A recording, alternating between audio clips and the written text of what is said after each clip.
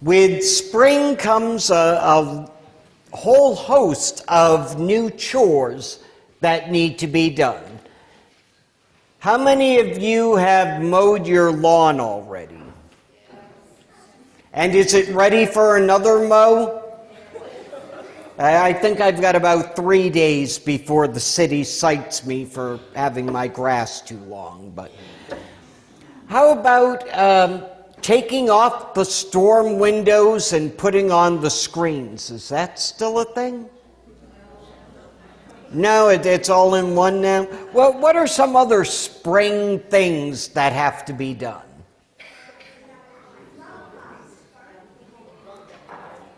There's all sorts of outdoor chores that we can now do that, well, we couldn't do them in February, but now it's time to get out there and get these things done. And one of the things that happens in the spring is pruning. Taking care of the flowering vines, the trees, the grapevines, the raspberries, the blueberries, the blackberries, the rhubarb, the apples, and the peaches. So there's a little bit of work to be done. But there's spiritual pruning that needs to be done too. And this goes on year-round.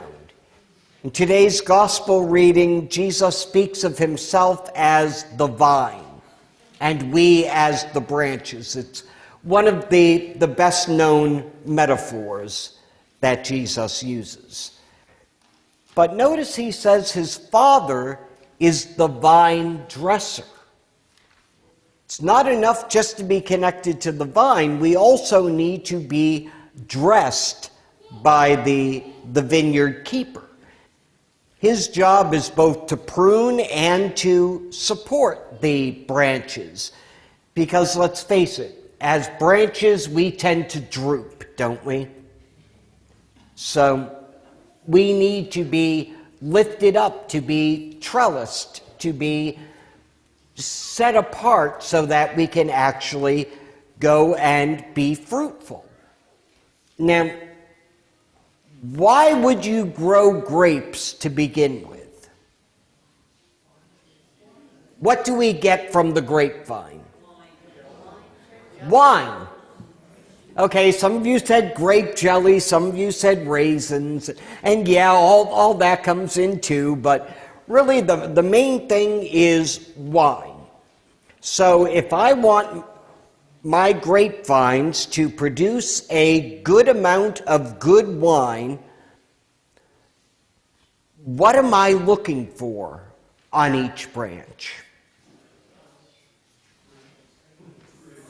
I'm looking for grapes. I'm looking for fruit clusters. So anything that's not bearing a cluster of fruit, is it any good to the plant or to the purpose for which I planted this? Not really. So I want to get rid of the unfruitful branches, and unfruitful branches also suck up a lot of nutrients. Like, I don't want to think about how much water and sunlight and NPK and everything else that 12-foot vine that's doing nothing took up. So those need to be pruned out and taken away to free up the resources for the ones that are bearing fruit.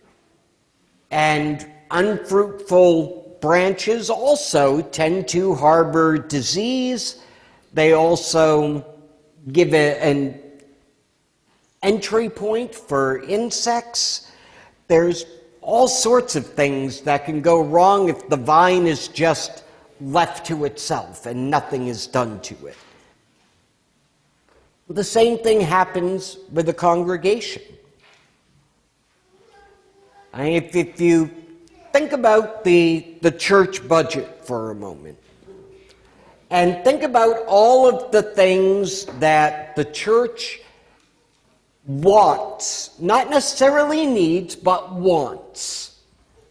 Do you think we could spend 3 times our annual budget on upgrades and things that we want? pew cushions, redo the air conditioning system, digitize the sound system, do all of that good stuff, right? Does that make us more fruitful? Is that the best way of doing things? Or if you look at all of the opportunities that there are to serve, all of the ways that we could be bearing fruit, can we do everything that we want to do? Can't do everything, or at least we can't do it all at the same time. So there's got to be some pruning, some cutting out of some things so that we have resources for the others. So how do we do this pruning, this congregational clipping? Well, Jesus gives us how to do that. Already you are clean or pruned because of the word I have spoken to you. We are pruned first by the law, by first knowing what God's word says. What does he expect of us? What have I done or failed to do that is displeasing to God? And as I take a look at that, well, what do I want to do with those things that displease God? I want to quite literally cut it out, right? I want to prune it off. But there's also pruning being done by the gospel. The parts of us that might be diseased, that might be bearing a fungus, that might be unfruitful in some way, that our sin is holding us down and blocking us up. Well, because that sin has been removed by Christ, it's been cut out of us. It no longer exists if we truly let Jesus have his way with us. The disease is removed and what is left is healthy or clean, as Jesus says. And we are, of course, connected to the vine. That's where we get our strength from. That word incarnate, not just spoken to us, but dwelling within us by water and the word. But God doesn't stop there. Is it enough for me to just cut off those branches that are unfruitful or crisscrossing or show signs of disease or insects? What else do I have to do to my grapes? I've got to tie them up. This is the thing that takes hours each year, to get everything, each branch tied exactly where it needs to be so that it's growing the right way. Now, why would I trellis my grapevines? Well, what do grapes need to grow? They need the sun. What do we need to grow? Sun, slightly different spelling, but same idea. We need that sun shining on us to produce the fruit that we need. It also makes it a lot easier for my bees to get to the flowers if they're tied up. But there's another thing that happens.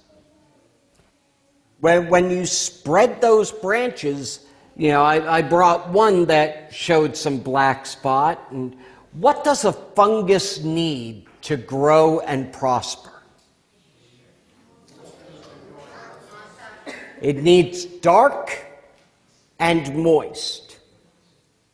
So if I have vines and branches and growth all over the place blocking the sun, does that give a good place for disease to grow? Does that happen in our lives as well? Sometimes we don't look to Jesus and he is obscured by all the other things we're trying to look past instead of looking to the sun, and the disease can grow. And then, of course, tying up the branches also makes it a lot easier at harvest time. And we are tied into Jesus, connected to that vine. Look at our architecture. How are you sitting today?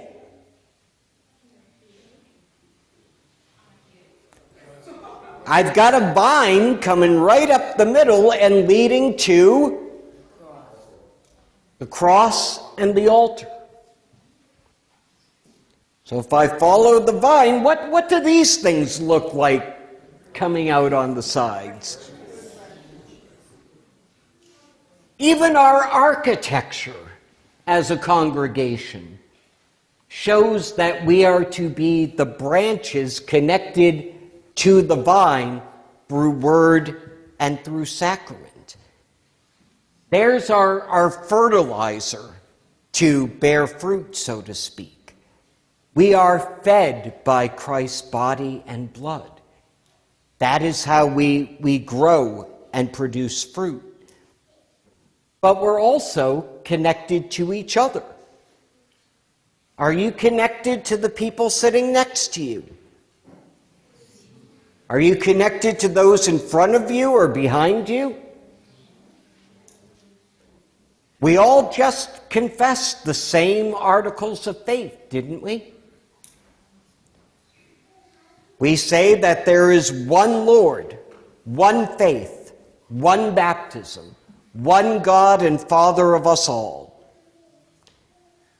And by being connected to him and to each other, we go and bear fruit, fruit which will last.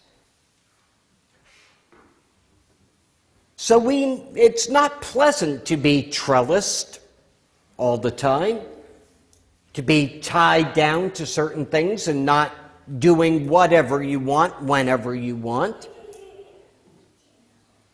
But it's necessary. Do wild grapevines bear fruit? If you've ever gone walking in the woods around here, you've come across wild grapevines. Have you ever seen grapes on these vines? I have yet to see grapes on anything while I'm hiking. However, I will trip over these things on a regular basis. I've seen them spiraling up and into the trees and even pulling branches of the trees down. So is letting the grape go wild a good thing? Not really. In fact, the only thing that the wild vines are good for is kindling. Dried vines work great to get a fire started. So we need this pruning, this tying up, this making sure we stay connected to our vine. And as the branches of this true vine, connected to him through word and through sacrament, we can go and as God's people joyfully share the good news of Jesus Christ in word and in deed within our communities. Isn't that our purpose? Isn't that why we're here? To bear fruit, fruit that will last.